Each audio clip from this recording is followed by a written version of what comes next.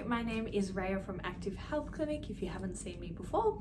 And today I wanted to quickly chat to you about navigating lots of symptoms.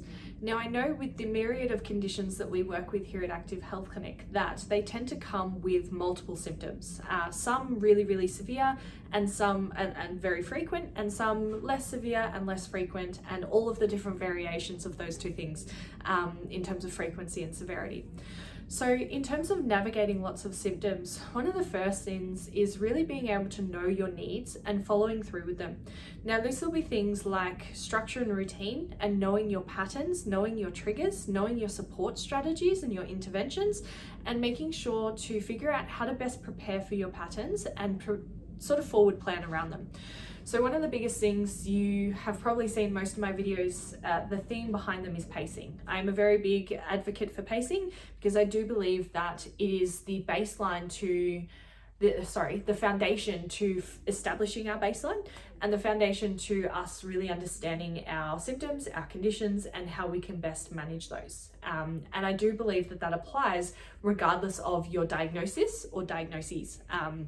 So one of the things that's really important to recognize is, what is your symptom profile? Okay, understanding what are your daily symptoms, your weekly symptoms, and your monthly symptoms. Now that one is especially important if you are someone who menstruates.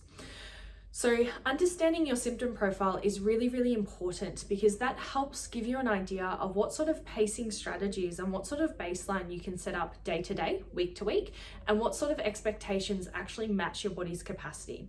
Because as I said, some of your symptoms will be quite frequent and quite severe, and some of them will be less frequent, quite severe, less frequent, not as severe, etc., and all of the different variations. Now, the variations behind that can actually be significantly influenced by what it is that we're doing, what it is we've been exposed to, and all of the things that life factors into that. So the fact that there is so much noise that can go into impacting our symptoms means that we need to have really solid foundations and strategies behind supporting our body in getting through its day, which is our baseline. Then having strategies for ourselves to support ourselves and to manage when our symptoms are louder. And what I mean by louder is unfortunately more severe. So they can fluctuate quite a lot, therefore our strategies should. And this is what we call setback planning and flare-up management. So the idea behind this is to make sure that you're actually prepared for your symptom increase.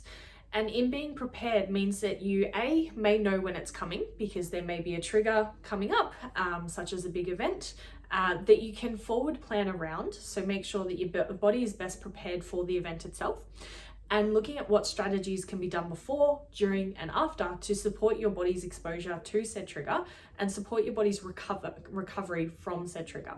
So that means having a setback plan. So having a plan of interventions, strategies, and supports to help your body manage said trigger and recover from said trigger. Now that'll vary from trigger to trigger because there can be physical, cognitive, emotional, environmental, social, and there's many different factors that can influence what actually a trigger is. And you will have your own post-exertional malaise profile that may go with that. So I'm gonna slow down, apologies. I hope that all makes sense. And I know that that's basically just a lot to say you need this and nothing overly specific. And why I'm not being specific is because this varies from person to person and your symptom profile, what your diagnoses may be, what your support strategies are, and what further support strategies could be introduced. So it's really important that we kind of take ourselves, sit down, put ourselves in kind of like a clinician seat and go, what is my symptom profile? What it is that I'm experiencing? And then put yourself in a patient seat and go, okay, this is how often I experience it. This is the impact that it has. This is what I do about it. And put those two conversations together to have a look at what your foundational plan is to the day, your baseline, and what it is that are your strategies that can better support you when your symptoms are louder, okay? So I hope that makes sense. If you have any particular strategies that you focus on when you're having a bad day, I'd love for you to comment them below, because what you may have been doing, someone else may not have thought of yet. So if we are all there for each other with our strategies and our supports and interventions, then we are supporting one another in their setback planning, understanding their symptom profile, and then how best to navigate when they have a lot of noise behind their symptoms. So I hope this video helps, and see you soon.